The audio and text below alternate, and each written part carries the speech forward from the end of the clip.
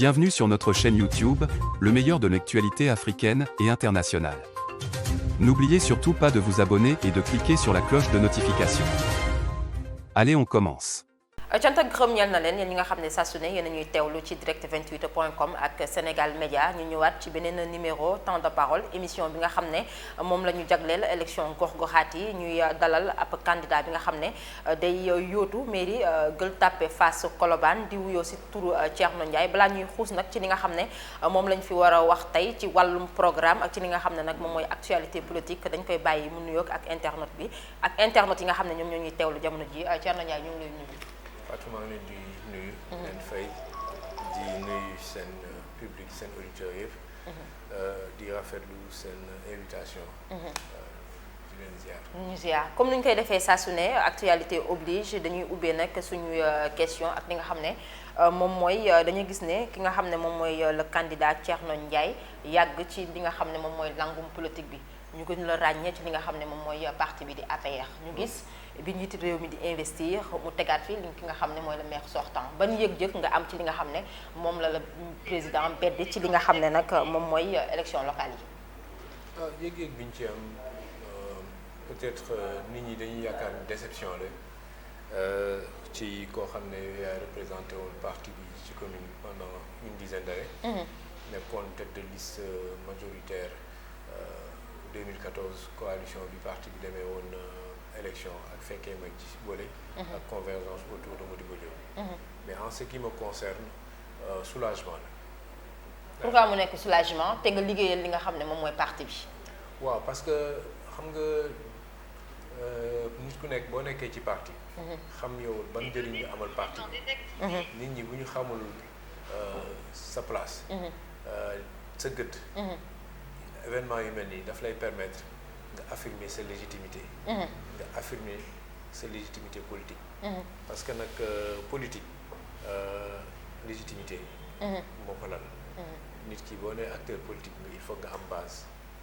soo nekkee sa base day faral yenn saa yi ngay marqué sa empreinte. li tax ma ne soulagement la. c'est parce que gisuma woon benn yoon lu may taxoon dem élection yi ñu nekk nii. ak le maire actuel ànd ak le maire actuel. le maire Ousmane Doye bi nga xam ne président moo ko investir. tout à fait. parce que yàlla def na je le dis en toute humilité. bu fekkoon daf fi liggéey loo xam ne am na fi bilan boo xam ne population yi gis nañ ci seen bopp. ma topp ci ginnaaw. donc lu ma ci xooluma ci sax question de parti parce que man li ma ñor mooy Gueule Tapée Fass Colobane. depuis 2014 maa ngi wax ni dama war a bokk dama gëm ni man damay bokk si ñu defal Gueule Tapée Fass Colobane. parce que dama juddoo Colobane jàngee Fass. jàngee Gueule Tapée màggee Fass ñu bëri xamuñu ko parce que bi may jàng école primaire Oumar Ban Khattab Dia qui s'appelait à l'époque école Fass. école Fass. sama kër ñu jaay naa Chérif Sokhna laa doon yendu Fass. avant may wàcc di ñibbi si Colobane di fanaan si waat sama kër papa. ak sama kër maam. donc aujourd'hui man bi ma amee sama bac bi ma amee entrée en sixième jànge naa lycée de la Fosse. am sama bac def une année université de Dakar doo ko dem jàngi à l'extérieur. moo tax ma naan doomu commune bi laa. dama war a bokk si ñi nga xam ne dañu war a defal Gueule Tapée Fass Colobane. donc sama principale préoccupation wax naa ko mooy Gueule Tapée Fass Colobane. et depuis 2019. bi élection présidentielle yi passé avant même bi ñu nekk di campagne sax nit ñi ma doon wax naan dañ bëgg pour ma présenter wu man leen loolu wax ci jotagul. te dañu nekk ci élection présidentielle président Macky Sall moom ñun ñëpp moom la ñu wutal. parce que nag ñun yàlla moo ñu nattu cofeel ci moom xamuñu woon beneen parti ci ñu dugg APR. et ça je l'assume. waaw nit ku nekk am nga droit bëgg nit am nga droit faral nit. j'assume le choix que j'ai fait pour le personnage du président Macky Sall. li mu koy gis. am cofeel ci am conviction ci ay idées boobu nekkagul président wu APR boobu mi ngi nekkoon président des cadres du parti démocratique sénégalais di liggéey Petrosen. man may doog a ñibbisi pare jàng doog ñibbisi nekk entamer une carrière bancaire. donc ma gis ko ci ay débat mu kii ma. mu daal di may ma gis ko ci ay débat mu daal di may impressionné ma koy suivre. donc mu dem ba yàlla def mu créer parti engagement politique ma nekk président ASC Colobane par des amis que moom mu wane ma pour ma jàppale ko ma ñëw jàppale ko naturellement parce que j'étais convaincu que c'était la personne idéale pour la personne idéale pour le Sénégal. Voilà donc ma jàppale ko mais bi ñu may wax ci dama leen ne moom moo soxla nañ ko jàppale ba pare. jour bi mu gagné élection yi. man jour boobu laa pare ci laa ne wàccoon ak moom. li ma war a def naa ko. léegi nag mu des sama commune. ma ne nag Gueule Tapée Fass Colobane amul dara lu mu koy jëndee. depuis 2019. nga commencé jël suscité li nga xam ne moom mooy sa candidature 2018 sax ne woon naa dinaa nekk kay siège bi ngeen permanence bi ngeen ma fekk fii. maa ngi ko jël en juin 2018. bien avant les élections présidentielles. bu fekkoon élection présidentielle rek ci kii. effectivement ça a donné la visite. kon bi élection présidentielle bi jeexee ma arrêté ko. fay ko mais élection présidentielle bi mu jeexee 2019 ba 2022 tey. ma nekk sama permanence maa koy fayal sama bopp APR fayalu ma ko. président de la république fayalu ma ko. benn ministre fayalu ma ko. sama ñax sama poste maa koy fayal sama bopp. donc mu dire que samay ambition dama ko teel a xam teel ko assumer. est-ce que tamit suñu la déggee ngay wax nii bëggoon nañu xam ñi nga xam ne ñoo ñuy seetaan suñu génnee ci échéance yi da ngay desandi ci li nga xam ne moom mooy APR bala da ngay xool lan ngay def. non pour l'instant amagoo ci benn instant bi nekkuma APR. nekkatoo APR. nekkatuma APR. ah day leer nekkatoo nekkatuma APR. j'ai quitté bi APR def nañu seen choix jël Benno Bokk Yaakaar sax la ñuy wax. Benno Bokk Yaakaar voilà Benno Bokk Yaakaar def nañu seen choix. Ousmane Ndoye mooy seen candidat. man dem depuis 2019 laa créé ce mouvement ànd defar suñu gox. xamoon naa ni nag je m'étais préparé à tout. que xëy na dinañ ma gàllankoor pour ma du ma am sama récépissé pour demal sama kii bopp ci sama couleur bopp. donc automatiquement bien sûr j'ai cherché des pare-feux xam nga parce que dama jàpp ni woyadi mënul weesi nga am ay ambition ñu lay tënk ci benn ci bi kii te yow doo seet nag ngay kiyee.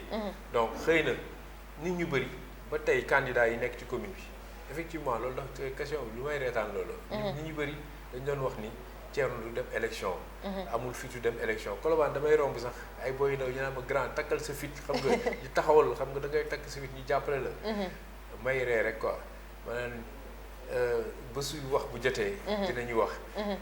candidat yi nga xam ne tey ñoo nekk opposition yaakaaruñu woon ni man dinaa nekk candidat di nga représenté wu da ngay plié wu ci li nga xam ne mooy décision yu bëri loolu lañ doon wax ba le maire actuel ba tey l'équipe ñi nga xam ne bennoo ñi tànn ñi war a dem élection peut-être ñëw proposé ko président de la république ñu validé ko dañ jàkko ni Thierno Ndiaye xëy na genre xuusement ñàpp la rek bu ñu ko joxee poste ne ko noppi walla bu ñu ko joxee kii on peut lui tordre le bras c'est quelqu'un de doux quelqu'un de conscient il va se plier man leen di fàttali rek benn modèle laa am en politique. naa la ko benn paquet rek laa mos a gi. président Macky Sall. te moom dafa doon faral di wax naan nit ñi dañuy jaawale yaru ak yaafus. yaru nañ trop ñuy remercier suñuy waajur ci éducation bi ñu def suñu. mais bi ñuy yar tamit lépp luy yaafus ak ragal. dañ ko dindi suñu. bi ñu màggee xàmmee.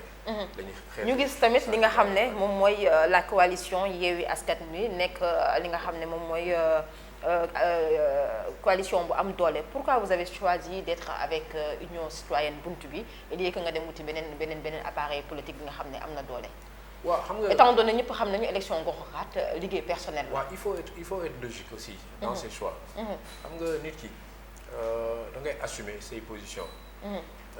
tey am na ñoo xam ne dañuy génn ci parti dem ci beneen parti sans conviction. su ma génnoon tey dans la mouvance présidentielle. à une semaine des élections à un mois des élections naan maa ngi dem di làqatu ji. opposition. manque de respect la pour sama bopp ak pour opposition parce que ñooñu may ñëw di seeti. dañ ne kii kat liñ ko jëlul liñ ko deful tête de liste moo tax mu ñëw làqatu si xam nga. c'est comme benn genre chantage man du ma nit ko yu mel noonu. je mène des combats par principe. tey dans l'offre politique de l'opposition actuelle. Yewwi Askan Wi taw nga danga may permettre sax ma leeral clarifier parce que ba biig su guddi sax ñi ngi may woo tey suba damay yeewu ñu naan ma wëy y a des rumeurs comme quoi que da ngay jàppale Pape Diop pour te dire tey opposition yi fi nekk muy Yewwi Askan Wi muy Wallu Sénégal muy Bokk Gis Gis quel opposition kii yi fi nekk yépp waat naa ko si yàlla ku ma amoon comme candidat jël ñoom ñëpp nag. ñi may wax ni proposé nañ ma pour ma nekk seen porte-étendard. coalition bu ma bëggoon jiite ci commune bi tey. jiite ko. parce que ñoom ñëpp xam nañ la laay représenté ci commune bi. man maa ne sama moo ma ñor sama commune moo ma ñor. askan. ma jël ay nit yoo xam ne boo liiree sama profession de foi. j'ai dit que benn parti la am. Gueule Tapée Fass Colobane dama ci invité waa Pastef tey xale yi may àndal. am na ci ñoo xam ne bu élection présidentielle jotee leer na ma ni Ousmane Sonko la ñuy votel bu fekkee candidat la. am na ci ñoo xam ne Khalifa Sall la ñuy votel bu fekkee candidat la. am na ci ñoo xam ne Karim Wade la ñuy votel bu fekkee candidat la. am na ci ñoo xam ne xëy na Barthélémy Dias bu nekkee candidat yi ñoom la ñuy votel ou Mamadou Diallo ainsi de suite. loolu xooluma ko xooluma tarixa xooluma parti xooluma diine xooluma comment dirais-je. gëdd taxawaay xeet voilà. li ma xool sama principe le premier critère pour moi c'est d'être natif de la Gueule Tapée Fass Colobane. balaa ñuy dugg ci li nga xam ne moom mooy deuxième partie bi di sa programme yéen a ngi teewlu émission bi di temps de parole comme ni ma ko waxee tout à l'heure émission bi nga xam ne la day yóotu candidat yi bala candidat sortant yi ñu ñëw wax ak askan bi gindi leen ci li nga xam ne moom la ñu nar a proposé ci échéance yi ñuy dem le 23 janvier 2022 ñu bëgg a xam Thierno Ndiaye hormis li nga xam ne nag moom mooy sa taxawaay ci biir Gueule Tapée Fass Colobane ci wàllum politique lan nga fi def li nga xam ne war nañ ci teg loxo ba nga war a mën a am sañ-sañ ne da ngay taxaw li nga xam ne moom mooy sa candidat dur. Fatou dinaa ñëw tuuti samay réalisation nga may ma rek une minute ma terminer li ma la doon wax. parce que yàqkat yi tey dañ jug. yeneen candidat opposition yi. y a 8 candidats. lu nekk ñoo ngi koy dégg ci seen débat yi. Thierno Ndiaye Macky Sall moo koy jox xaalis Thierno Ndiaye plan B ba big si guddi Thierno Ndiaye plan B wu Pape Diop. dama bëgg askanu Gueule Tapée Fass Colobane xam ni man mi Thierno Ndiaye. du benn coalition. du benn leader politique. bu nekk ci commune bi. du ministre du ancien ministre. man maa jël sama candidature bopp assumer samay responsabilités jël samay moyens. ànd nag ak samay xarit. ak ñi nga xam ne ñoo nekk sama liste ñi gëm ma. ñi ñëw génn seen moyens ñi cotiser di jàppalante donc du ma plan B wu Massamba du ma plan B wu Mademba. Union citoyenne laa nekk. je suis le candidat de l'Union citoyenne et je veux que ce soit clair. je suis le candidat de l'Union citoyenne parce que j'ai choisi l'Union citoyenne parce que seen devise c'est agir pour servir. ils prônent des valeurs de citoyenneté yoo xam ne gis naa ci sama bopp ma dem fa. su ma gisoon sama bopp ci coalition sànni xeer ma dem coalition sànni xeer. su ma gisoon sama bopp ci coalition saaga ndey ma dem ci coalition saaga ndey. mais est-ce que tamit monsieur Ndiaye du amul yenn sew-sew yi nga xam ne gis nañ ko bu ñu war a mën a teg yi nga xam ne moom mooy da ngay jàppale Pape Diop yan acte nga teg bu ñu génnee rumeur yooyu. non en fait am nit ñi xam na tey xool nañu comment dirais-je les sondages sont favorables xam nga ah quelqu'un m'a appelé me dit ndeysaan le président Pape Diop nee na tel yéex na laa xam bu la xamoon yooyu ay nekk candidat donc c'est un honneur c'est tout. voilà après nag bon démb dem nañ ci marché dem naa marché Gueule Tapée barki démb. def fa liggéey bu am solo. tey l'opposition dellu fa pour jéem a déconstruire loolu la leen non bu la xam leen ni boo leen voté Thierno Ndiaye Macky Sall ngeen voté. Colobane suñuy adversaires yi nga xam ne amuñu programme loolu la ñuy wax boo leen voté Thierno Ndiaye Macky Sall ngeen voté c'est un plan B c'est un plan B. Il y a 8 candidats nee nañu 4 yi ay candidats wu Macky Sall lañ. Ousmane Ndoye Benno Bokk Yaakaar comment dirais-je Ibrahima Ndiaye. comme c'est un ancien transfuge de l'APR. il est candidat wu Macky Sall. Bokar Ba. bu horizon 2035 ñu ne oui c'est la liste de Mame Mbaye Niang donc candidat wu Macky Sall. waaw ñett yooyu bu leen neexee ñu ne candidat wu Macky Sall. parce que xëy na peut-être ñi ànd ak ñi leen jege ña. mais yow yaa gën a légitime ci li nga xam ne loolu la ñuy wax parce que yaa ngi woon ci mouvance présidentielle. maa ci gën a légitime man maa nekkoon sax le trésorier de Benno Bokk Yaakaar. ci élection yi fi nekk yëpp man maa ci gën a légitime man maa nekkoon le trésorier de Benno Bokk Yaakaar. mais tey jii tey man maa jël samay responsabilités. génn fa. donc tey je suis le candidat de l'Union citoyenne. déwén suba beneen élection bu amee. li may wax rek élection législative bu amee. nga demalaat sa bopp ma demalaat je regarderai la posture non am naa ñu may àndal nag am na ay nit ñu ma nekkal nii. ñu xoolaat lan mooy gën ci suñu commune. lan mooy suñu intérêt. ak suñu intérêt commune d'abord. ak lan mooy suñu intérêt ñu kii ko. ñu ñëw si li ma ko wax ci réalisation balaa ñuy dugg ci nga xam ne mooy programme bi. samay réalisation boo demee suñu site internet. parce que tey ñun ñooy le seul candidat yoo xam ne génn nañ suñu programme woon ko askan wi. mais aussi dugal ko sur internet libre d'accès. nit ñi gis suñu parcours. légitimité bi ñu am pour ne dañuy nekk candidat.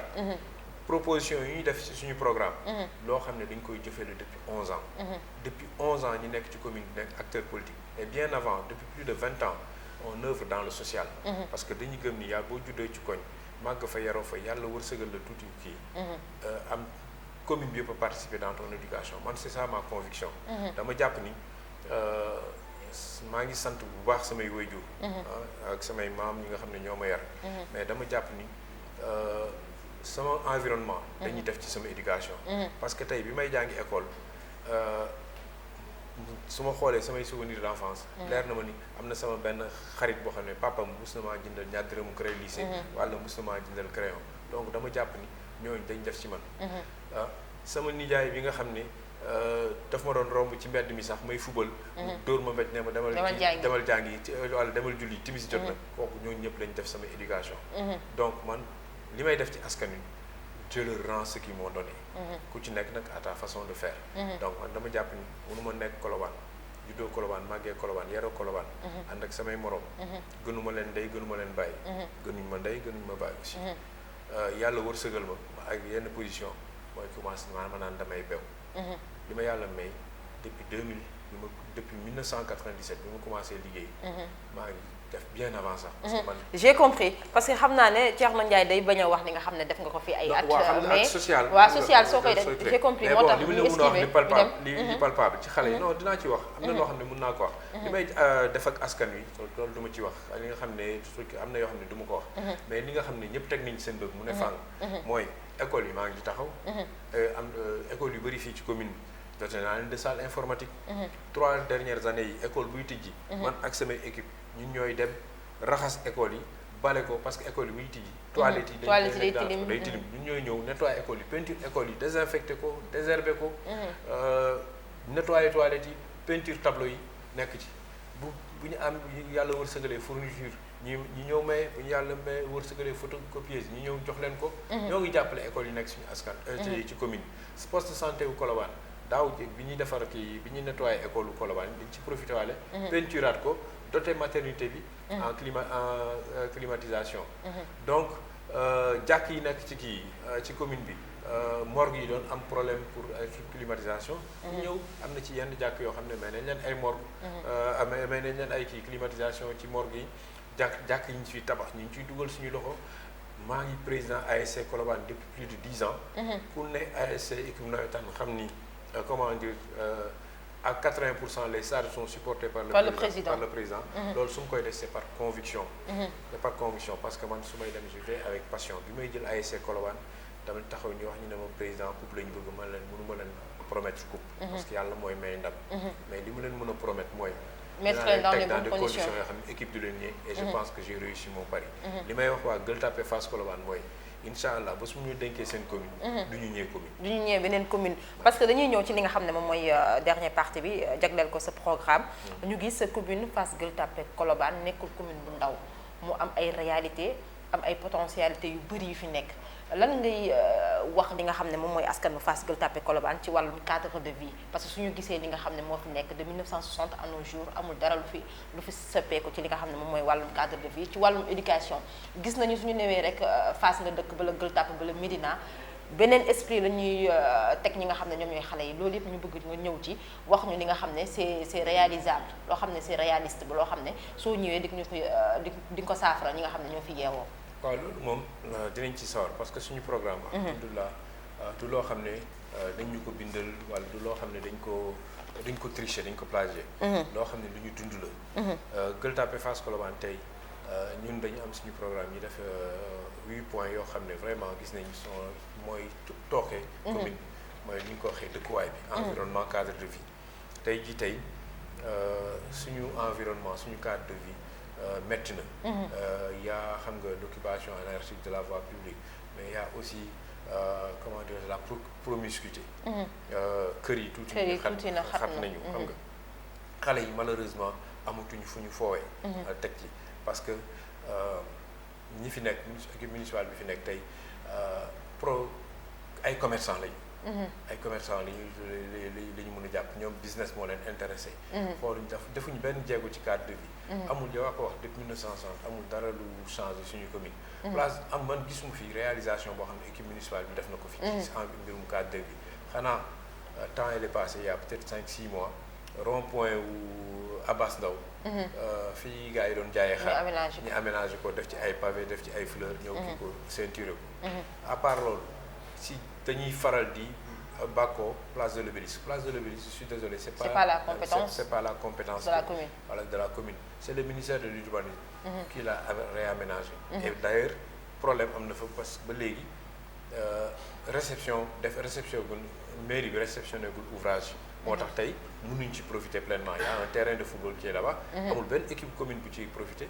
ñun Colobane en 2018 2019 bi ñu dem départemental on a eu la chance ñu abal ñu ko mais premier jour bi ñu ko abalee quand on a vu que c'était un champ de patates qu'il fallait payer 300 000 francs pour pouvoir s'entraîner on a préféré aller s'entraîner à Dakar Sacré-Cœur et payer 75 000 francs. tey amul fenn benn kii foofu cadre de vie alléchant. suñu kii mais équipe municipale actuelle bi lan mooy seen problème fu ñu gis 1 mètre carré de terrain vierge ñu teg fa cantine. seeni projet cantinisation à outrance dem nañu ba canal bi gis nga canal 4 dañ ne woon dañ koy tëj.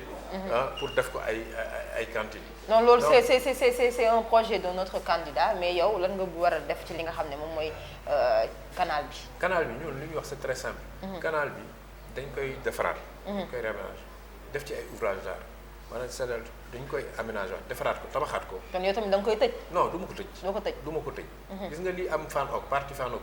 moom la ñuy proroger pour si gàttal côté Gueule Tapée Fass Colobane defal ko jël ay brigades ñun bi ñu nekkee xale dafa amoon ay brigades municipales yoo xam ne dañ doon wàcc di nettoyer canal bi. canal bi nañ ko wàcc curer ko.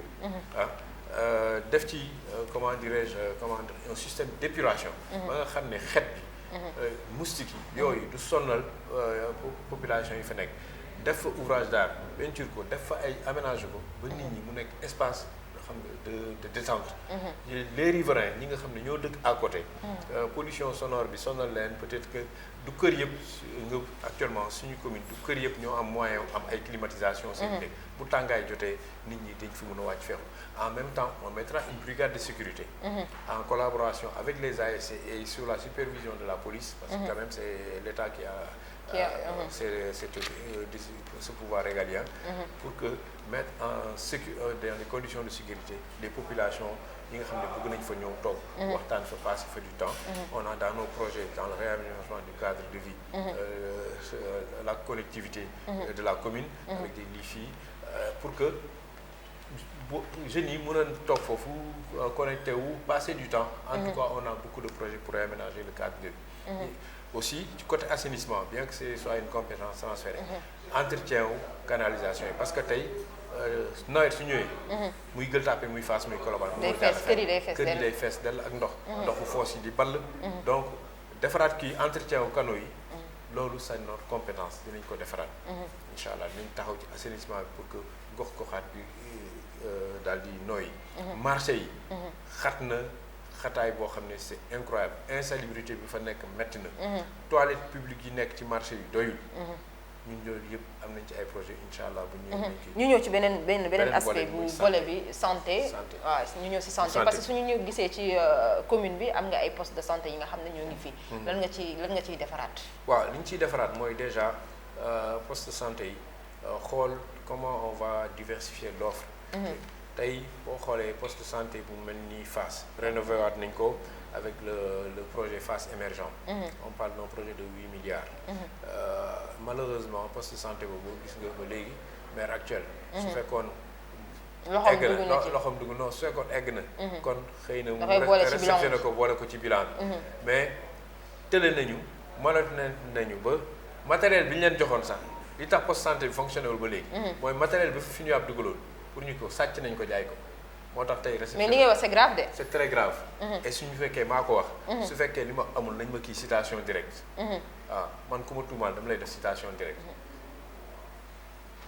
FINUAB matériel bi ñu fa indi woon tey boo fa demee matériel boobu ji dem na ñun xam nañ ko am nañu ay tey dans nos équipes des gens qui travaillent à la mairie. donc carrément que le matériel a été dissipé moom moo tax ba léegi tey mënuñu kii réceptionner kii. mais genre yooyu tamit monsieur Thierno Ndiaye soo leen ko amee lu tax doo leen ko dénoncer à temps. non xam nga kii dénoncer à temps moi je parle pas dans le vide. moi quand je parle xam nga je veux avoir des faits concrets xam nga tey bu ñu la woowee. nga teg dara lu palpable waaw. C'était que des rumeurs pourquoi affaire bi kiiwuñu ko effectivement ils ont organisé benn pseudo réception le préfet est venu pour la remise des clés. loolu gis nañ ko ils ont fait la remise des clés entrepreneur bi pare na kii def na remise des clés. mais tey jii tey c'est pas fonctionnel. c'est pas fonctionnel parce que matériel bi tax ñu kii équipement bi newu fa. le corps médical n'y est pas encore. donc c'est pas fonctionnel mais ñun bu soobee yàlla yonent bi yàggatul. Le 23 c'est dans 5 jours. Et Inch'Allah comme ni mu koy waxee si je gagne le 23 le 1er février je prendrai fonction. Inch'Allah. Et plus tard avant mois de mars on situera les responsabilités. On fera tout pour que ce soit fonctionnel. boo ñëwee poste de santé wu Colobane. àll bi nekk foofu tey maire bi am na fi un temps sax daf ko jëloon 1000 mètres carrés la daggoon foofu ne daf koy loué benn commerçant indien pour mu koy def ay dépôt tey jii tey boo fa duggee fa la ñi seen kii pavé. kii nañ fa unité de fabrication de pavage. di naxaat nit ñi. parce que dañ ko commencé woon arrêté ko léegi commencé élection yi jege nañ du commencé waat nañ ko. centre de santé. nga ñëw da nga fay dugal groupe électrogène matériel pour tabax fa di fa fabriquer ay kii ay pavé. nuisance sonore boobu pour maladie mooy amoo benn yërmande. àll boobu nekk foofu. dana ñun bu ñu ñëwee dinañ ko defaraat. yokk ci yeneen bâtiment def ci yeneen spécialité. mais bu ñu xoolee Fass Gueule Tapée Colobane. ñu seet naka la ñuy diversifier offre par exemple bu ñu defee traumatologie. à Colobane def comment dirais-je cancérologie si on peut à Fass xam nga d'autres spécialités. ba nga xam ne que la couverture sanitaire soit la plus efficiente possible. bien sûr on parle aussi sous le contrôle de trucs parce que am na yoo xam ne munoo ne da ngay spécial lu ci mel ni maternité. par exemple.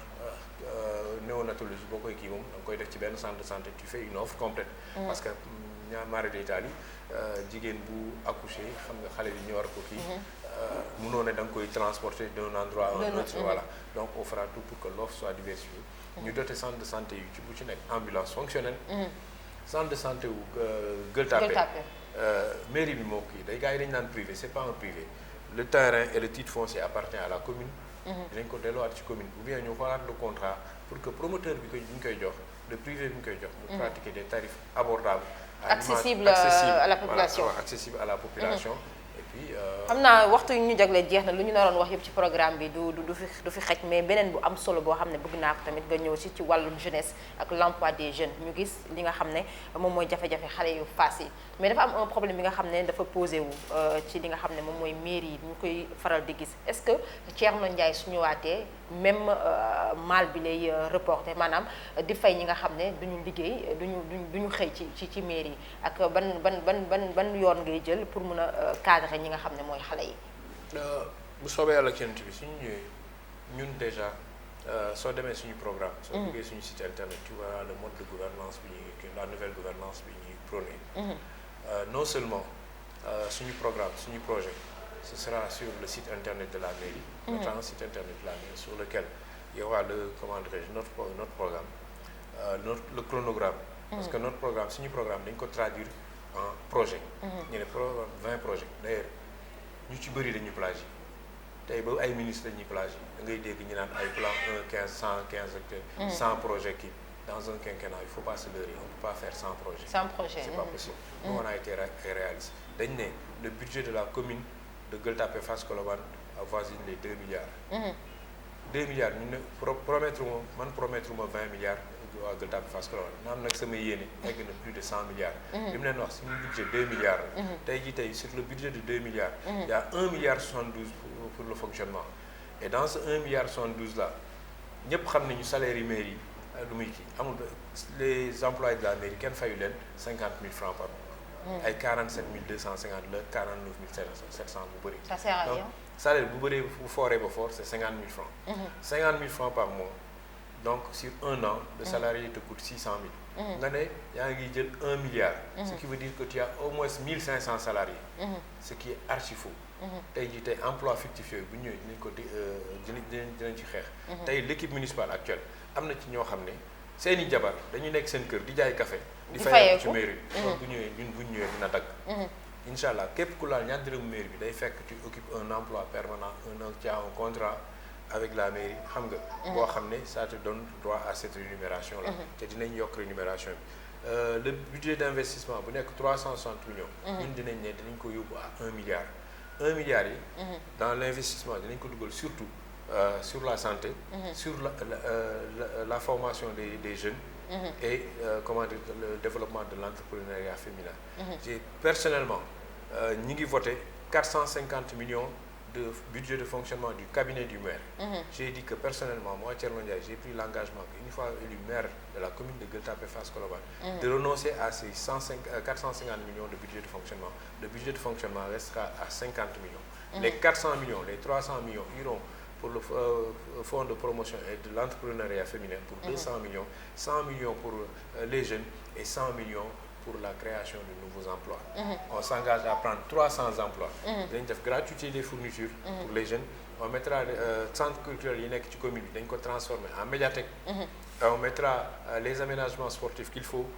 Dinañu def le gazon synthétique au terrain de Colobane, au terrain de Fass et à Gueule Tapée. Et Inch'Allah, on va revaloriser la culture et les spectacles dans la commune de Gueule Tapée. ñu bàyyi la rek nga tënk li nga xam ne moom nga mbëbatoon wax ci jotaay bi te jotuma la ko laaj ñu tàggatoo ak ñi nga xam ne ñoo ñu ko seetaan. li may wax rek mooy remercier waa commune Gueule Tapée Fass Colobane. Remercier population Gueule Tapée Fass Colobane parce que campagne bi ñu commencé ba léegi. fu ñu dem. dañuy gis attachement bi nga xam ne population yi ñu koy kii. gis nañu yaakaar bi nga xam ne population yi am na ci suñu dañuy ñaan yàlla bu yàlla tas seen yaakaar. aussi bu yàlla defee yaakaar boobu daal di. entre le 23 janvier yàlla nañu yàlla may courage ak kàttan.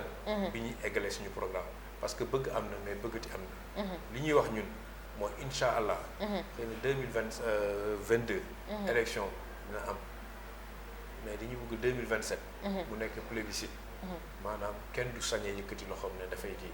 parce que programme bi ñu am réalisé nañ ko. te c'est réalisable. c'est réalisable te incha allah. dinañ ko sax dépasser. ñun promettre ñu 20 milliards jëluñu programme kenn li ñuy wax. mi ngi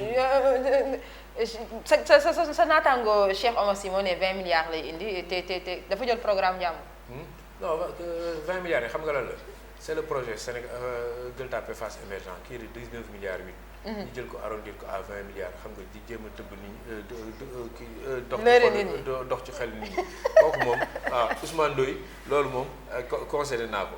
Il a un projet de 20 milliards tey jii tey nee na du bàyyi parce que il a un projet de 4 milliards du ko bàyyi ak apprenti. Donc yow d'après yow quelle lecture vous faites sur la magistère de Ousmane Ndoye soxla nga woon na teen nan nga gisee nu mu yoree commune bi. Est-ce que le président a bien fait de choisir Ousmane Ndoye?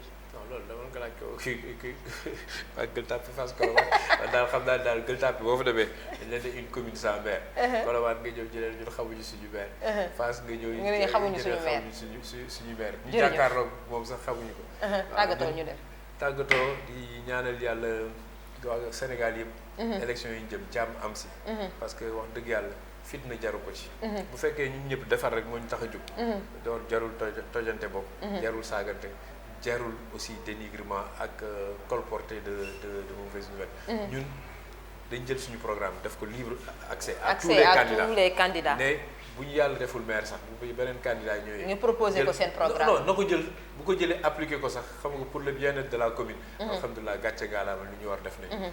jërëjëf ngeen amoon ki nga xam ne mooy le candidat Thierno Ndiaye ci maire Gueule Tapée Fass Colobane ci émission bi di temps de parole ñu joxante dig daje ak beneen candidat jërëjëf xale bi ma àndaloon xale bu baax bi Flash.